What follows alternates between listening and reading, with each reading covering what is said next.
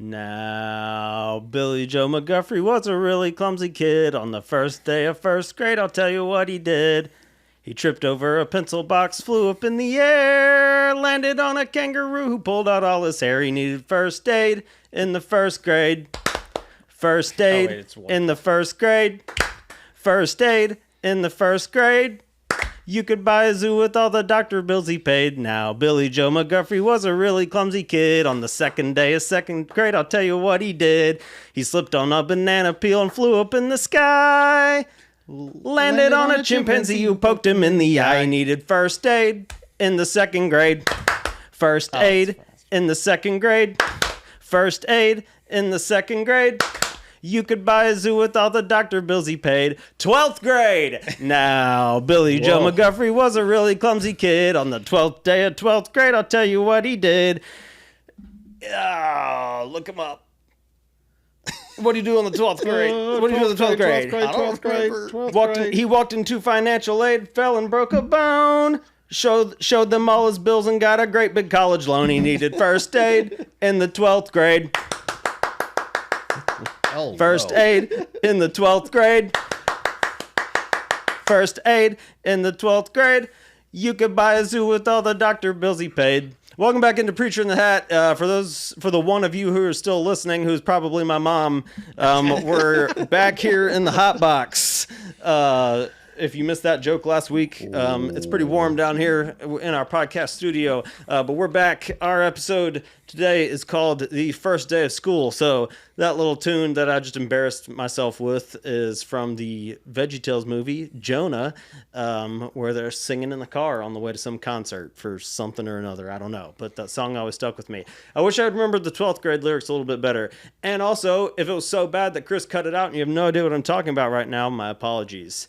But yeah, we're back in here and glad to have all of you back with us. One of the things that got me that song popped into my head. I have no idea why. Well, I mean, I know what led to it is. So next week, we're recording this in very, very late July. For those of you who, for a little bit of context. So end of next week, my 4-year-old is starting preschool for the first time. And so it'll be, I guess it's 4K, the year before kindergarten, and he's getting started. And so that was my little song. Hopefully I'll get him, teach him the words a little bit so he can have some fun with going back to school. He's a little bit apprehensive, on going back to school, but, we started out this podcast, not just this episode, but like this podcast talking about, small beginnings. So if you haven't ever listened to episode 1 of Preacher in the Hat, that episode is called The Day of Small Beginnings. And it was, and and school for my son is a little bit like that. It's a new beginning. It's also a new stage in his life that's going to, school is so interesting in that like it's going to dominate like the next 12, since it's pre-K, 13 years of his life, or whatever more than that. And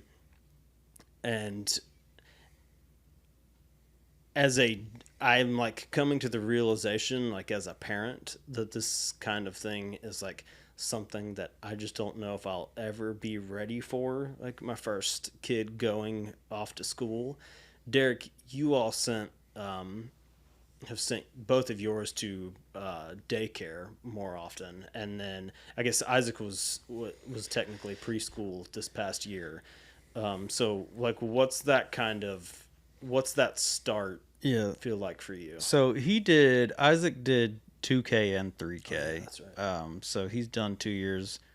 The first year he just did 3 days a week, and then last year he loves 3 days a week so much we sent him 5 days. But I mean, I think it's like each thing is like it's kind of a benchmark or a milestone or whatever. Just seeing them walk in on the first day. He's still at that age where he's like really excited to meet his teacher. yeah, I don't know. I mean, it's a cool thing to experience for sure. Emmy was in a crawlers class, so it felt a little bit more like you were just dropping her off. It didn't feel like you were dropping her off at school so much. Yeah. And her aunt was her teacher as well. And so that was, Easy. It was super easy. But it's a fun feeling. Especially knowing that he loves it so much, and we love the school that we send him to. So he's it's been a good time. I know he's looking forward to it starting again, and he's made some friends and has really kind of. Oh, we've seen him kind of blossom socially a little bit since he started that, and some of that is just getting older too. But he's not as tentative in some situations like maybe I would have been when I was younger and all that stuff. He's a little more forward with things, so and that probably has a little something to do with it. So what is it like? Because this is such a school being school age is like such a benchmark in our society. It used to be, obviously, I mean, even like 100 years ago, which is of course a long time ago, but in the grand scheme of things is not that long ago. Looked so different even than what it is right now. But we have this fascination like with learning and knowledge and trying to consume as much of that sort of thing as we possibly can. It's interesting, like, because you already have my kids going into 4K, and you already have like you're trying to think about his college. What, and what do you need to do as a parent? Like, is there anything you need to do as a parent to prepare for that now? Some people will, some people do, some people don't. Some people have the means to, and others don't as well. But it's just like, I don't know. It's just something that it's like this not crossroads, but like, I'm not exactly sure what I'm standing at, but it's like, there's this, it's something that he's getting ready to jump into that just feels so big, and we put so much emphasis on it. But then school, in the grand scheme of things, it's such a small part of what life really is. But at the same time, it's like life is always learning and growing and expanding on things and that sort of thing. It's like I don't even know sometimes what's running through my mind about it. It just feels so brand new, and he's nervous, he's apprehensive, he doesn't want it. He told Michaela, he doesn't really want to go to school. VBS was long enough. That's what he said. He said he liked VBS. He wants to go to a VBS again. That was like 3 hours a day for 5 days. Yeah. That's what he liked. School's too long, is what he said. He's never even been. He doesn't know. Yeah. Like, how does he know that? But it's like just all this stuff, and it takes me back to like my first day of school, and I think we told this story on the podcast one time. I mentioned it briefly. I remember crying on like first day, second grade. Mom homeschooled us through into first grade. The first day of second grade, I remember crying, walking into the class, even though Derek was sitting in the desk right next to me. And it's just like, I still remember that. Like, how old are you in second grade? 6 or 7, something like that. And it's like, I'm 34, and like I remember 27 years ago, like crying on the first day of school. It's like, why? I'm having trouble figuring out why that's so monumental, but it just seems to be. I'm sitting here listening to you guys thinking that maybe there is something to these differing generational perspectives. Because you indicated that one of the things we did with you guys was including your two sisters, was we homeschooled you from kindergarten and first grade. So none of you went to school, as you're describing, until you were 7 years old. So when I see our grandchildren, who are, it was a different experience than as a parent. I'm thinking from as a parent, from a parental perspective. So we often said we were not homeschoolers so much as we were late schoolers. Thought it was, in our case, we thought it was the right move, in terms of, I used to say things like, you can never say your mama's, you're smarter than your mama. Remember why I said that? It's because she taught you how to read. I said, you can never say you're smarter than your mama because your mama taught you how to read. So I don't want to hear it. As you get older, you're never smarter than your mama because your mama had to teach you how to read. But but anyhow, it was something she wanted to do, and it's something that we did together. But you talked about the first day of school. It doesn't matter what age you are. Shauna was 7 years old. Tanya, I don't think has much of a struggle, but I remember for Shauna, it was shattering almost. She went to Homewood, Edgewood Elementary for her first year, in second year, that kind of thing. But interestingly enough, she's coming in, and so these other kids had already been there from kindergarten on up, and then she's coming in that way. I guess that was true for you guys too a little bit. The other kids that you went into second grade were already there. Yeah. But I think late schooling maybe gives a different perspective to the parent. I'm not sure. For me, it was like by the time you're 7 years old, I thought they're ready for it. You know what I'm saying? That's kind of my perspective. I'm not saying that a 3-year-old and a 4-year-old are not. I'm just saying from our perspective, it was like, it's pretty easy. Okay, 7 years old? Yeah, let's do this. We know you can learn. You already done that. You got tested before you went into the classes, and you were way ahead already. Shauna was reading on a 5th grade level in the 2nd grade already when she went in because her mama taught her. And she did a great job with phonics and that kind of stuff. So in some respect, when I hear you saying it was kind of hesitant for you, for me, I don't remember that. I remember it more like, okay, this is good. This is cool. It's time. So it's just a different perspective. Could be generational, could be experiential in terms of what your different experiences were. It doesn't mean that one was right or better. It just means they were different in terms of what the first day of school was like. We've heard the story on this podcast before of my first day of school. It was shattering because, my mama couldn't even take me to class for some reason. She had to stay home with my sister and my brother, while I walked with total strangers into a totally strange school for the first time at age 6. That's how old I was. Yeah, I'm guessing back then they weren't doing. You probably didn't have your meet the teacher day. No. Never thought about it. Get comfortable in the building and. It was just like, here you go, buddy. It was more like the old method of teaching somebody how to swim. Throw them in the water, see how they do. Right. It was a little bit more that kind of idea. I watched parents and parents and teachers preparing their children for this experience. I never remember anybody preparing me for it. It was just like, here you go, buddy. Boo! 1st grade, you're in. So for me, when I think about the first day of school, it's just like getting thrown in to the lake, and somebody says, "Swim. You're not going to die. You'll be all right." It felt more like that. Right. Yeah. But I think there's some. To a certain extent, there's some value in that kind of approach to things. Like we talked about, we talked on the podcast back when Nate was going to VBS that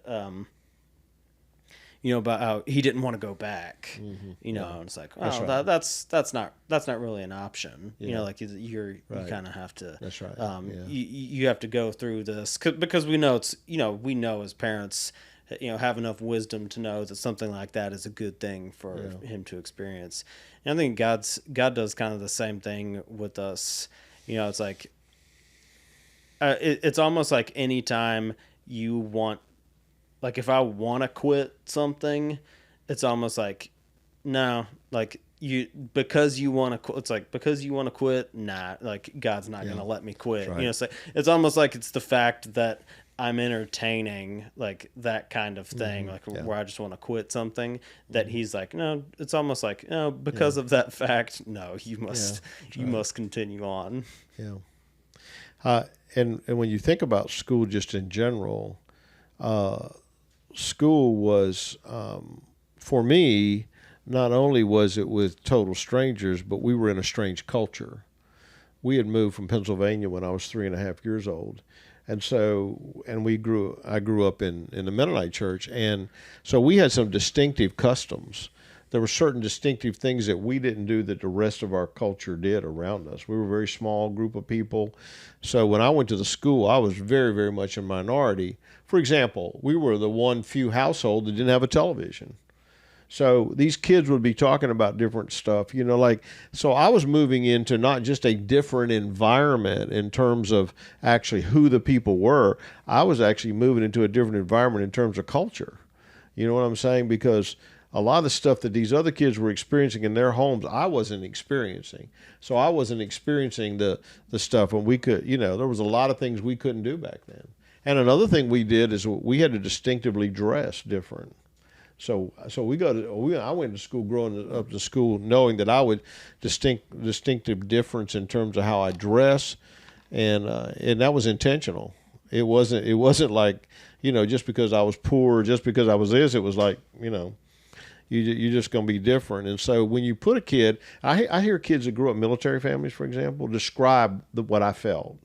In other words, they'd be moved from school to school, so they go from here to this part of the country, to that part of the country, and they'd end up in 6 different schools in elementary. They go to 6 different schools. I mean, you talk about trauma. I mean, that's some trauma. I didn't experience that kind of trauma because I stayed in the same school system all 12 years, and so eventually developed some close friends. But I can't imagine getting used to the first day of school being a brand new school every year, every other year. Some parts of our city, for example, in Gate City area, we found out that 75% of the kids transitioned every year in Gate City Elementary. And when we were doing some ministry over there, we found out. So there was, you were never going to the same school. Yeah, it's interesting. It was around somebody in a part of a conversation the other day with somebody who's in the military talking about, where people who somehow talking about where people are from, and he was like, I'm not from anywhere. Mm-hmm. It's like, he's like, literally don't have a place to say, well, I'm from there. That's right. It's like, because he moved at minimum every 2 years of his life. Yeah. So sometimes that first day of school can be exciting, challenging, and so forth, but for some people it's traumatic. But it doesn't have to be. Maybe that's why it should be better that you get to meet the teacher, you get to see the school, you get to do that. At least you get to do that. You get some measure of being accustomed. Mm-hmm. But anyhow, now you actually had 3 different systems that you were in. You were in a Christian school for the first up until 5th grade, and then 5th grade you went to Chalkville Elementary, and then a public school, and then you went to Homewood starting in middle school, and then graduated. So it helped going when we starting a new school in middle school, because 3 elementary schools fed into that. What was that shift like for you? I mean, like when you went from the Christian school to Chalkville Elementary, you liked it. If I remember correctly. What sort of thoughts process? You remember, Derek, any of the thought process you had about that? Was it scary in any way for you? I honestly don't remember the first day of school at either. Okay, either one of them. Okay, yeah. Like, it wasn't enough to stand out in my mind. Okay, gotcha. I mean, I remember some early days. I probably remember the very first. Actually, I do remember a couple things from the first one in 5th grade. Okay. But it was. You liked that switch. No, it wasn't pain. It wasn't painful. It wasn't painful. I forgot. And there was I think there was a kid in my class who lived up the street, so I knew him. And I knew someone in my class too. Yeah. In 5th grade, because Chase Daniel was in my class. Okay, gotcha. Yeah. You played some ball with him. Yeah. So it wasn't like completely unfamiliar, and then Homewood was pretty unfamiliar for sure. Yeah. But Like I I was saying- don't ever remember It helped a little bit. that one. That- We were in the because- same class. Yeah, we were in the same class. It also helped a little bit that at Homewood, 3 elementary schools fed into Combined, one. yeah. And so there was some level of newness for like Yeah. every Yeah, kid that's that true. was there. Yeah. And so, yeah, you didn't know anybody. You know, it's like, but there were plenty of people who didn't know each other. Well, I want to tell you this now. As much as we did move around sometimes, one of the things I always kept in mind as a parent was that when we moved you from one school to the other, it needed to be what I call a natural break. In other words, we didn't move into Homewood when you were in the middle of middle school, Right. You know, up at Clay, where you would have gone.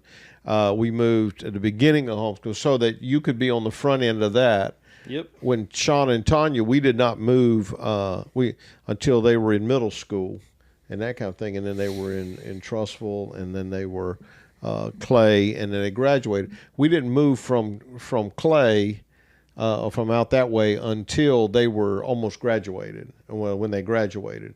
And then we didn't move out of Homewood until you guys were done. And that was deliberate and intentional on my part as a parent. So I think there's things that parents can do in terms of minimizing the the things that would be that might be harmful relationally, at least. You know what I'm saying? Or might create a lot of anxiety if we did it too Yeah. much. So Yeah. there are things we can do as parents, I think, that can help with that big time. One of the things that, like, I just remember so much, like, especially as I got older and into school, and like, it'd be interesting to hear your thoughts on this, because I was not. I'll speak for Derek a little bit too, but I know myself for sure. Was not the most. We were not the most open of people when it came to being high school aged children, teenagers in the house, so like with mom and dad. And so, I would have kept as much from you guys as I possibly could. So it'd be like interesting to hear like what you think about this kind of stuff from the other side. Like one of the things that I remember so much, and it's probably part of the reason why like I ended up enjoying college so much more than high school. It's like in that period of times, like I just remember feeling, or looking back, I put like so much pressure on myself, not for grades. That would have been probably a better spot to put that pressure. But like I put so much pressure on myself to fit in, which, a lot of people will say that, but like I put so much pressure on myself to fit in, almost in order to not be the kid that is gonna get bullied, or something like that.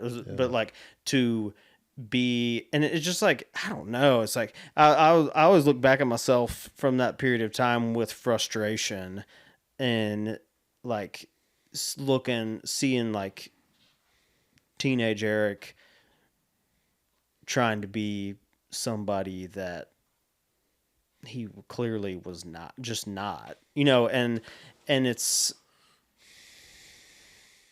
almost like I just went after all of that, like just trying to get, in the right crowd and all that kind of stuff. And it's just like, it's so funny to like look back on it now with like do all of that work.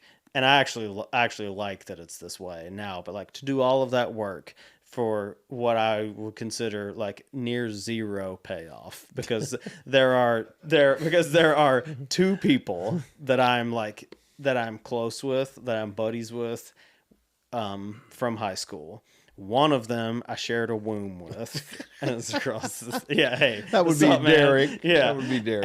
And the other is our very closest friend, for both of us, Jonathan, and who was wishing he had been a triplet with you guys. we called him the triplet, and that is it. Now that is great, and I love those two guys, and I don't want anything else from that experience. But no, Derek has to add one particular caveat: is he found his wife. That's great, and that's fantastic. Hey. That's fantastic. But it's just like I look back on that and think, Yeah. and just like think about the things that I wasted, not wasted, but just like all this effort and like, trying to be, awesome. And it's just like, well, And bonus, you weren't. right. Yeah. Bonus. I was not what I was trying to be. Right. Exactly. Oh man. Oh brother. But I don't remember you. I mean, I think what you were feeling is normal. I know. Yeah. But I mean, I was pretty close to you in those years. I never really saw you acting out a lot out of that. Or do you think it was, I really don't think it didn't. was like egregious. I mean, I see a lot of kids, and I talk to a lot of parents where they have that same feeling you had, and these kids act out big time. I mean, Yeah. like whatever it means, they'll they'll adopt the lifestyle of everybody else. You wanted to fit in, but you didn't necessarily. I didn't remember you feeling you had to adopt their lifestyle. Oh no, I mean like I was never like partying or doing any of That's what I'm talking any about. of That's that what I'm kind of talking about. stuff. Yeah. But a lot of people who have that feeling, they feel like they have to adopt the lifestyle. But what I think might have made a difference is y'all had a strong identity in your family. You had a strong identity with your church. You had a strong sense of belonging. It wasn't like you didn't belong anywhere. Right. I think what the dangerous part is when a kid goes to school and doesn't feel like they belong anywhere else. Yeah. And so then they want to belong at school. And boy, that can be dangerous because, people coming from all kinds of different lifestyles, especially in a public school or even many private schools. That's today, crazy. too. Yeah, and that's crazy that you said it that way because I've like never even really thought it through like that. Yeah. In that because I've always wondered too. It's like why I felt like I went so hard for that sort of thing, but it didn't really like pain me, or whatever. Right. And it's like, and I think it's because, and I never really realized that. And I think it's because of exactly what you said. Mm-hmm. It's like while I may not have needed to, try to be like that, it's like I still felt some security in. In my relationship with Jesus, and my family, and church family. And I stuff think when too. I look back, I think the frustration is more on, not the what was the word that you used? Feeling like you had a place to belong. That was not an issue for me. But I think the frustrating part for me was not extending that beyond myself to make sure that like other people had a place, felt like they had a place to belong, got and I you, didn't. Yeah. And I'll brag on Isaac for a little bit because his teacher last year, and he's young, he's 4, but one of the many compliments that she gave him was that if a kid was ever having a bad day or was struggling to do something or maybe not listening to the teacher, she said I would send Isaac to go talk to him Yeah, because that's cool. he would make him feel like that he wanted him to be there and all stuff, that's whatever. cool. And for me, I'm like, I celebrate that because that was something that I wasn't very good at myself, and so I hope to we try to continue to cultivate that and nurture that in him, because it's a very special skill set to be able to do that. And Flashback podcast. That's Flashback. so good. Yeah. Podcast flashback. Attachment, which we had a session on. Attachment and belonging. And so maybe that sense of first day at school is this, I'm not sure I belong, and for me, I knew I belonged with my mama, but I didn't know I belonged here. So I wanted to stay with mama because I'm not sure if I belong here. But what you said, Derek, is pretty powerful with Isaac's example, is that he wanted them to feel a sense of belonging even in a relationship with him, Right. even if it was just a brief moment or in a moment of sadness on the part of the other kid and that kind of thing. And that's a very powerful thing to teach kids, is that you move beyond okay, if you have a strong sense of belonging and an attachment and connection, then you can share that with other people and that kind of thing. Whereas if you don't have that, then you're out here wandering because you're out here searching for a sense of belonging. So while there was that feeling I didn't want to be weird, there was still not that sense of I have to belong. And growing up like I did, different anyhow, I knew I didn't really belong. Now, I had some really good friends in school. I became popular in school. I was, one of the class favorites and that kind of thing. And I played ball. I did a lot of stuff. But I did that in the middle of being very different in terms of my lifestyle, But there were a few kids who had a similar lifestyle to me. And so those are the ones I hung out with if I hung out. But my lifestyle was, my parents never felt like I needed to say that I belonged at school, And so I think it's a way to get people to go to educationally. I think it's what happens to a lot of kids go to college. They're not ready yet. They're looking for a sense of belonging. Where do I belong? Where do I fit in? They're even struggling with identity issues. And when you struggle with identity issues and belonging issues at that period of time, it can really get crazy. Not just in elementary school and middle school. Middle school is another time where there's that crisis of identity and belonging. And do I fit or do I not? But the fact that you had real strong attachment with each other, with your parents, with your church, with some other close family friends helped it. I'll say this, and I would say this to any kid that would listen, and I understand that there may be some schools that would be like the exception to this rule or whatever. But my very strong advice would be to go to, if you're going off to college, would be to go maybe not where all your friends are going or just because they're going. But if you can have some people there that at least you have some familiarity with, that's right. it can be a really good thing, I think. It can be life-changing. And so often it's just about to be like, let's go, make sure you get to the best school and go get the best degree and all that stuff, whatever. And you don't want to get something that's useless, and you don't want to spend a bunch of money, on something that you can't use. But at the same time, I think what you're going to remember and take the most out of that is not going to be So may I say something to piggyback on what you're saying? As a pastor, I watch parents who sending their kids off to college, and the main thing they're worried about is the school. I think, to your point, that parents would be better, particularly parents who are believing, Jesus followers, is to say, is this an environment that they're going to where they can grow spiritually? And if so, who can they be connected with as they go into the school? In other words, not like, well, send them to college and hope they find a faith community. That never made sense to me. It never made sense to me. For example, when you guys went to Alabama, I wanted to be sure that you knew of a guy named Ken Horst, who came to help start a church with us in Tuscaloosa, so that you would have a place that you could. Of course, you were close enough. You came home every weekend, pretty much from a faith community perspective. But I think it's important that that's one of the primary things that faith followers or followers of Jesus need to be thinking of as a parent is, will my child thrive spiritually in this place? And then let's look at academically, and then let's look at some other places. Because what's happening is they're getting thrown out here to all these schools because they're the best schools, and parents are not thinking about that. And then they can't understand why the kids don't get connected once they get to school sometimes, get to a college and that kind of thing. So I think for parents it should be good, and for the first day of college is that they can walk into, okay, there's a faith community here I can connect with.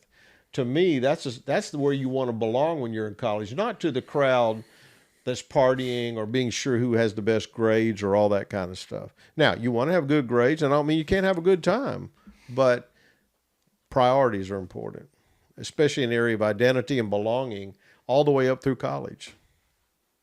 And beyond that. And beyond. That's correct. Right. Because that's really just like the start. I mean, that's right. It's even all the way up to that point, and in college, it's just scratching the surface. And I think that's one of the things that like I've thought about, over time, and like looking back on some of the things, and like, oh man, and she's like, I wish I could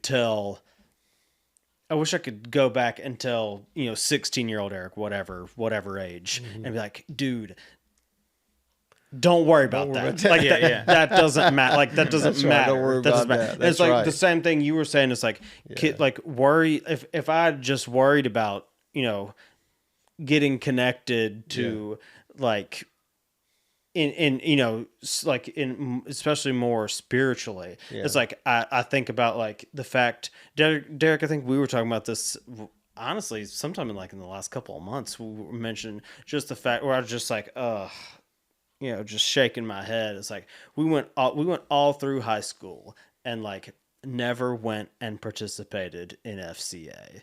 Like I know it's not as big. I know it's not as big of a thing now, as it was. But like when we were in high school, like a lot of people did that. And it's like, and so it's just like one of those things where I'm like Why not? yeah, exactly. And I don't know. It was early. It was early in the morning. One day, should have made was you it even do one that. day a week? I don't even know. Was it one day a month? I don't know. Should have made you It do just that. yeah. My Of all the apologies. stuff that Dad made us do, I didn't make you do that. I'm surprised that was never a thing. That is interesting. And yeah, that and I it's didn't just, do and that. that's one of those things. It's like you want to be like, look, dude, that Yeah. like that. Yeah, just come go. on, just go. Yeah. And That's and, crazy. Yeah, it's just mind blowing. So I wish and that's just one example. It's like I wish I could go back and be like, dude, you're focused on the wrong, like you just focused on the wrong things.